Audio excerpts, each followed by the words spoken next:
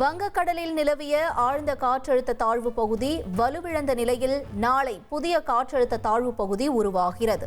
இதனால் தமிழகத்தில் கனமழைக்கு வாய்ப்பு இருப்பதாக இந்திய வானிலை ஆய்வு மையம் எச்சரிக்கை விடுத்துள்ளது. திருவள்ளூர், ராணிப்பேட்டை, வேலூர் உள்ளிட்ட 14 மாவட்டங்களில் இன்று கனமழைக்கு வாய்ப்பு உள்ளதாக தெரிவிக்கப்பட்டுள்ளது. திருப்பத்தூர், கிருஷ்ணகிரி, தருமபுரி உள்ளிட்ட மாவட்டங்களிலும் மழை பெய்யும் என வானிலை ஆய்வு மையம் அறிவித்துள்ளது.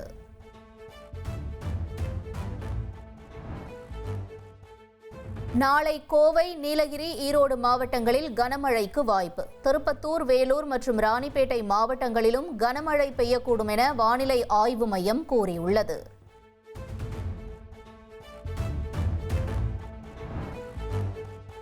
சென்னையில் வரும் 26, 27, 28 ஆகிய தேதிகளில் கனமழைக்கு வாய்ப்பு இருப்பதாக எச்சரிக்கப்பட்டுள்ளது.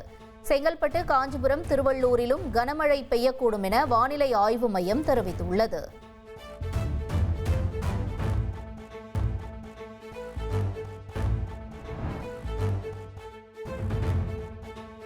விவசாயிகள் வியர்வை சிந்தி விளைவித்த நெல்லை உடனடியாக கொள்முதல் செய்ய வேண்டும் என எதிர்க்கட்சித் தலைவர் எடப்பாடி பழனிசாமி வலியுறுத்தியுள்ளார். பாதிக்கப்பட்ட விவசாயிகளுக்கு உரிய நிவாரணம் வழங்க வேண்டும் என்றும் அறிக்கை வெளியிட்டுள்ளார்.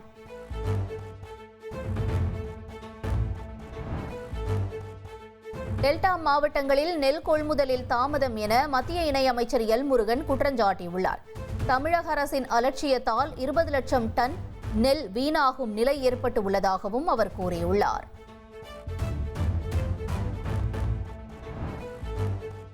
தஞ்சாவூர் மாவட்டத்தில் 10 கோடி ரூபாய் மதிப்புள்ள 1 லட்சம் நெல் மூட்டைகள் தேக்கமடைந்துள்ளதாக புகார் எழுந்துள்ளது. ஈரப்பதம் பார்க்காமல் நெல்லை கொள்முதல் செய்ய வேண்டும் என விவசாயிகள் கோரிக்கை விடுத்துள்ளனர்.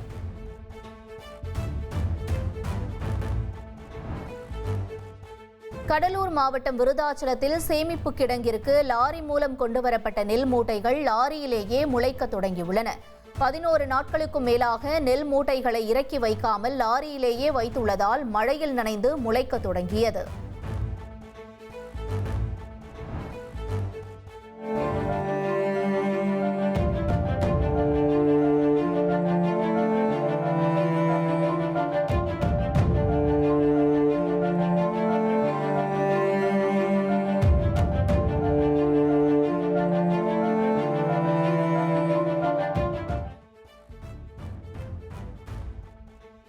ராமநாதபுரத்தில் மழை ஓய்ந்தும் வயல்வெளிகளில் இன்னும் வடியாத வெள்ளத்தால் விவசாயிகள் வேதனை அடைந்துள்ளனர். 500 ஏக்கருக்கும் மேற்பட்ட நெற்பயிர்கள் நீரில் மூழ்கி சேதமடைந்துள்ளன. கர்நாடகா மாநிலம் KRS அணையிலிருந்து 20,000 கன அடி நீர் திறக்கப்பட்டுள்ளது. இதனால் காவிரி கரையோர மக்கள் பாதுகாப்பாக இருக்க அறிவுறுத்தப்பட்டுள்ளது.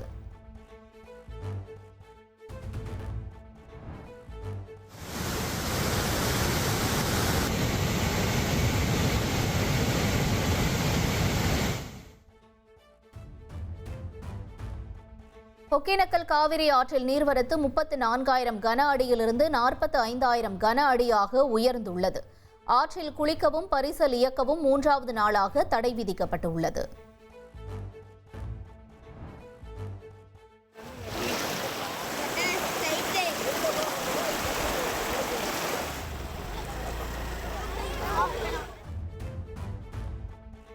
தொடர் கனமழையால் விழுப்புரம் மாவட்டம் செஞ்சி மற்றும் மேல்மலையனூர் சுற்றுவட்டார பகுதியில் உள்ள நீர்நிலைகள் நிரம்பியது. உபரி நீர் சாலைகளில் வெளியேறி வரும் நிலையில் பள்ளி மாணவர்கள் ஆபத்தான முறையில் பள்ளிக்கு சென்று வருகின்றனர்.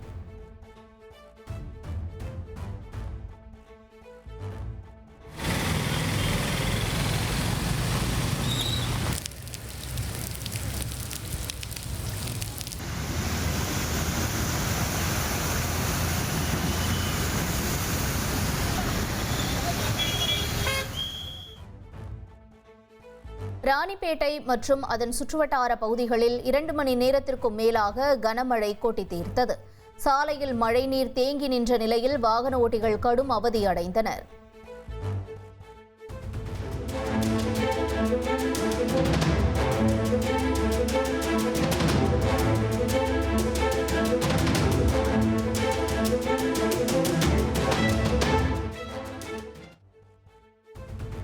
விழுப்புரம் அருகே உள்ள எருமனந்தாங்கல் ஏரி உடைந்து 1000க்கும் மேற்பட்ட வீடுகளை தண்ணீர் சூழ்ந்துள்ளது.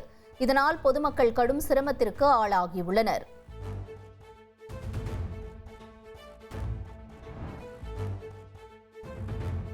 ஆபரண தங்கத்தின் விலை சவரனுக்கு 320 ரூபாய் குறைந்துள்ளது.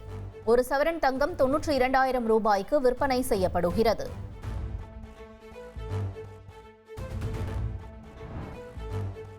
மலேசியாவில் அடுத்த வாரம் நடைபெறும் ஏசியான் உச்சி மாநாட்டில் தான் நேரடியாக பங்கேற்கவில்லை என பிரதமர் மோடி தெரிவித்துள்ளார்.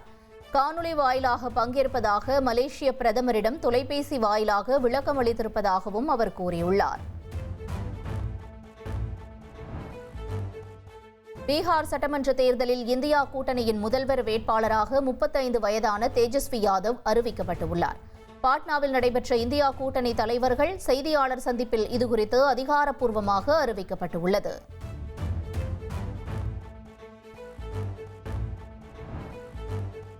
முதல்வர் ஸ்டாலின் வரும் 28, 29 ஆகிய தேதிகளில் தென்காசிக்கு செல்கிறார். 30ஆம் தேதி ராமநாதபுரத்திற்கு செல்லும் முதல்வர் ஸ்டாலின் முத்துராமலிங்க தேவர் நினைவிடத்தில் மரியாதை செலுத்த உள்ளார்.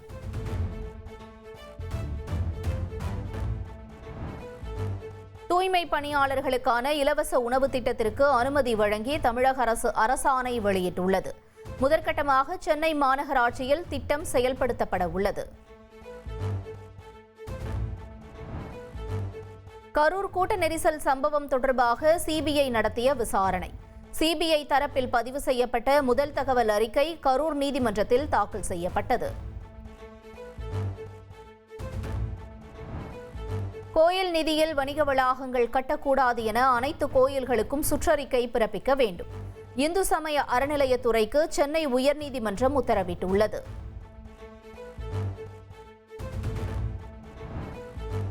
சென்னை சூளை அருகே பட்டாளம் சாலையில் திடீர் பள்ளம் ஏற்பட்டது.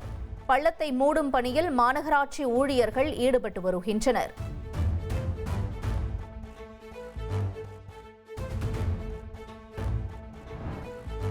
இசையமைப்பாளர் தேவாவின் சகோதரரும் இசையமைப்பாளருமான சபேஷ் காலமானார். உடல்நலக்குறைவு காரணமாக சிகிச்சை பெற்று வந்த நிலையில் உயிர் பிரிந்தது. சபேஷ் உடலுக்கு இசையமைப்பாளர் தேவா நேரில் சென்று அஞ்சலி செலுத்தினார். நடிகர் ஜெய், பாடகி ஸ்வேதா மோகன் உள்ளிட்ட திரைப்பிரபலங்களும் அஞ்சலி செலுத்தினர். காரைக்காலில் கடந்த 2022ஆம் ஆண்டு சிறுவன் கொலை செய்யப்பட்ட வழக்கில் பெண்ணுக்கு ஆயுள் தண்டனை விதிக்கப்பட்டுள்ளது. தனது மகளை விட நன்றாக படித்ததால் சிறுவனுக்கு எலி பேஸ்ட் கொடுத்து கொலை செய்த நிலையில் ஆயுள் தண்டனை விதித்து காரைக்கால் நீதிமன்றம் தீர்ப்பளித்தது.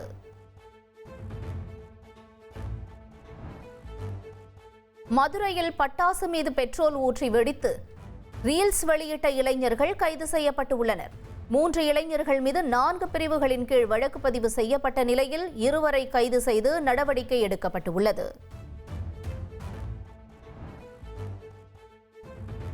நடிகை மனோரமாவின் மகனும் நடிகருமான பூபதி தனது 70வது வயதில் காலமானார்.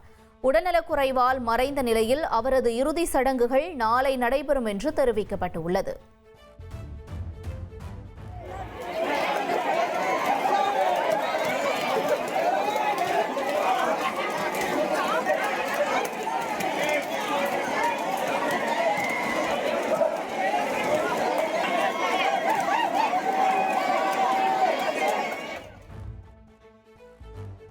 ஈரோடு மாவட்டம் தாளவாடி மலைப்பகுதியில் சாணி அடிக்கும் வினோத திருவிழா நடைபெற்றது. சாணத்தை உருண்டை செய்து ஒருவர் மீது ஒருவர் அடித்து விளையாடிய இந்த நிகழ்வில் ஏராளமானோர் பங்கேற்றனர்.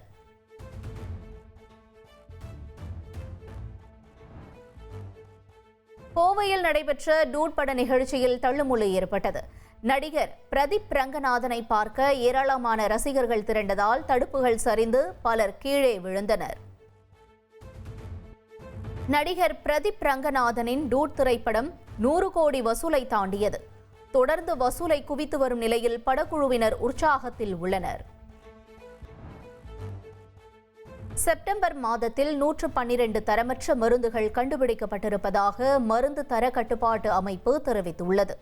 குறிப்பிட்ட மாதிரிகள் மட்டுமே கண்டறியப்பட்டிருப்பதாகவும் சந்தையில் விற்பனையாகும் மருந்துகளில் பிரச்சனை இல்லை எனவும் கூறப்பட்டுள்ளது. தகவல் தொழில்நுட்ப விதிகளில் திருத்தம் மேற்கொள்வதற்கு மத்திய அரசு பரிந்துரைகளை வழங்கியிருக்கிறது. AI தொழில்நுட்பத்தை தவறாக பயன்படுத்துவதை தடுக்கும் வகையில் இந்த நடவடிக்கை எடுக்கப்பட்டுள்ளது.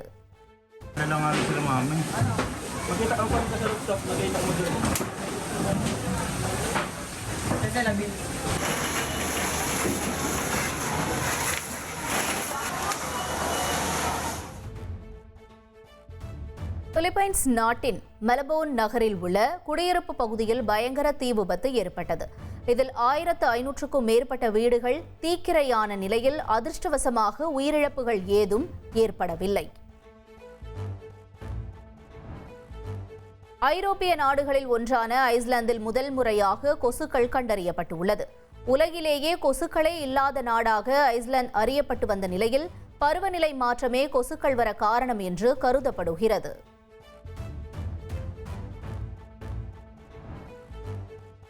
இந்தியாவுக்கு எதிரான இரண்டாவது ஒருநாள் போட்டியில் 2 விக்கெட்டுகள் வித்தியாசத்தில் ஆஸ்திரேலியா வெற்றி பெற்றது. 3 போட்டிகள் கொண்ட தொடரை 2-0 என்ற கணக்கில் ஆஸ்திரேலியா கைப்பற்றியது. ஆஸ்திரேலியாவிற்கு எதிரான இன்றைய போட்டியிலும் ரன் எதுவும் எடுக்காமல் விராட் கோலி டக் அவுட் ஆனார். அடுத்தடுத்த 2 போட்டிகளிலும் டக் அவுட் ஆனதால் ரசிகர்கள் அதிர்ச்சி அடைந்துள்ளனர். மகளிர் உலகக்கோப்பை கிரிக்கெட் தொடரில் நியூசிலாந்திற்கு எதிரான போட்டியில் இந்திய வீராங்கனை ஸ்மிருதி மந்தனா சதம் விளாசினார். சர்வதேச ஒருநாள் போட்டிகளில் தனது 14வது சதத்தை பதிவு செய்தார் ஸ்மிருதி மந்தனா.